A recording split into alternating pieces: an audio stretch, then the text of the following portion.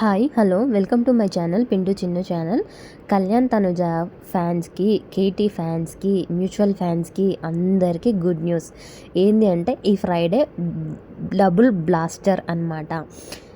ఎందుకు అంటే కళ్యాణ్ది తనుజాది ఒకటి రాబోతుంది. అంటే ఇద్దరిది కలిపి కాదు, మళ్ళీ మీరందరు ఇద్దరిది కలిసి ఏమైనా ప్రాజెక్ట్ ఏమో అని అనుకుంటున్నారేమో. కాదు, తనుజాదేమో ఫ్రైడే రోజు పార్ట్ టైమర్స్ వెబ్ సిరీస్ ఉంది కదా, అది జియో హాట్స్టార్లో రిలీజ్ అవుతుంది.